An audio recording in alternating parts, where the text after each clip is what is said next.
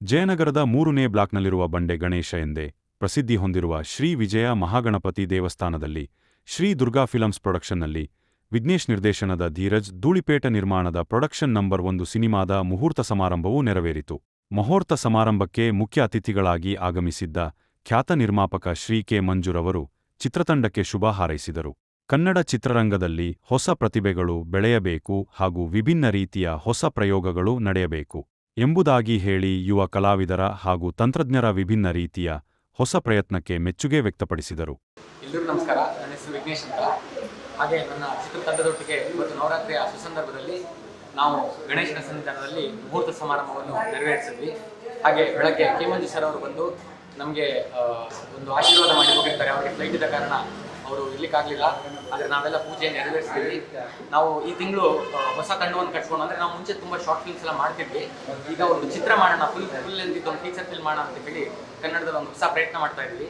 ಹಾಗೆ ನಾವು ಮುಂಚೆ ಶಾರ್ಟ್ ಫಿಲ್ಮ್ಸ್ ಎಲ್ಲ ಮಾಡಬೇಕಾದ್ರೆ ವಿಭಿನ್ನ ರೀತಿಯ ಕತೆ ಚೂಸ್ ಮಾಡ್ತಿದ್ವಿ. ಈಗ ಕೂಡ ಒಂದು ಕಾಮಿಡಿ ಜಾನರ್ ಆದರೂ ಇದರಲ್ಲಿ ಬೇರೆ ರೀತಿಯಾದಂತಹ ಒಂದು ಕತೆ ಡಿಫ್ರೆಂಟ್ ಆಗಿ ಮಾಡಿದ್ದೀವಿ.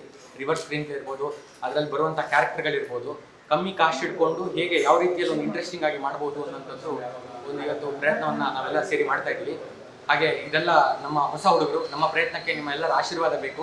ಈ ಚಿತ್ರ ಈ ತಿಂಗಳೇ 9 ದಿನ ಒಂದು ಶೆಡ್ಯೂಲ್ ಇದೆ. ಆ 9 ದಿನದ ನಾವು ಮುಗಿಸ್ಬಿಟ್ಟು 1 ಅಥವಾ 2 ತಿಂಗಳಲ್ಲಿ ಪೋಸ್ಟ್ ಪ್ರೊಡಕ್ಷನನ್ನು ನಾವು ಮುಗಿಸಿ ಡಿಸೆಂಬರ್ ಒಳಗೆ ಇದನ್ನು ರಿಲೀಸ್ ಮಾಡಬೇಕು ಅಂತ ನಮ್ಮ ಆಶಯ. ನಿಮ್ಗೆಲ್ರಿಗೂ ಈ ಚಿತ್ರ ಇಷ್ಟ ಆಗುತ್ತೆ ಅನ್ನೋದು ನಾವೆಲ್ಲ ಅಂದ್ಕೊಂಡಿದ್ದೀವಿ. ಎಲ್ಲರೂ ನಮ್ಮನ್ನು ಹಾರೈಸಿ ಬೆಳೆಸಬೇಕು ಅಂತ ಈ ಮೂಲಕ ನಿಮ್ಮಲ್ಲಿ ಪ್ರಾರ್ಥನೆ ಮಾಡ್ತೀವಿ. ಧೀರಜ್ ಹಾಗೂ ವಿಘ್ನೇಶ್ ರವರ ತಂಡವು ಈ ಮೊದಲಿನಿಂದಲೂ ಶಾರ್ಟ್ ಮೂವಿಗಳನ್ನು ಮಾಡಿಕೊಂಡು ಬರುತ್ತಿದ್ದು, ಇದೀಗ ಬೆಳ್ಳಿತೆರೆಗೆ ಚೊಚ್ಚಲ ಪಾದಾರ್ಪಣೆ ಮಾಡಲು ಮುಂದಾಗಿದ್ದಾರೆ. ಅತಿ ಕಡಿಮೆ ಬಜೆಟ್ನಲ್ಲಿ ಕೇವಲ 9 ದಿನಗಳಲ್ಲಿ ಇಡೀ ಸಿನಿಮಾದ ಶೂಟಿಂಗ್ ಮುಗಿಸುವುದಾಗಿ ತಿಳಿಸಿದರು. ಹಾಗೆಯೇ ಅತಿ ಕಡಿಮೆ ಅವಧಿಯಲ್ಲಿ ಸಿನಿಮಾದ ಪೋಸ್ಟ್ ಪ್ರೊಡಕ್ಷನ್ ಅನ್ನು ಸಹ ಮುಗಿಸುವ ಗುರಿ ಹೊಂದಿರುವ ಚಿತ್ರತಂಡ 3 ತಿಂಗಳ ಒಳಗಾಗಿ ಸಿನಿಮಾ ಬಿಡುಗಡೆ ಮಾಡುವ ಅಭಿಲಾಷೆಯನ್ನು ಹೊಂದಿದೆ. ಸುಮಾರು ವರ್ಷಗಳಿಂದ ನಾವು ಶಾರ್ಟ್ ಫಿಲ್ಮ್ಸ್ ಮಾಡ್ತಾನೆ ಇದ್ವಿ, ನಡೀತಾ ಇತ್ತು. ಸಡನ್ ಆಗಿ ನಮ್ಮ ಸ್ನೇಹಿತ ವಿಘ್ನೇಶ್ ಅವ್ರ ಒಂದು ಸ್ಟೋರಿ ಇದೆ ಅಂತ ಹೇಳಿದ್ರು. ಶಾರ್ಟ್ ಫಿಲ್ಮ್ಸ್ ಮಾಡಿದಾಗ ಏನಂತ ಸುಮಾರು ಚಿತ್ರ ಮತ್ತೆ ಕಥೆ ಎಲ್ಲ ಚೇಂಜ್ ಆಗಿ ಸಡನ್ ಆಗಿ ಈ ಕತೆ ಕೇಳ್ತಿದಾಗ ಏನೋ ಗೊತ್ತಿಲ್ದಿರ ಏನೋ ಒಂದು ರೋಮಾಂಚನ.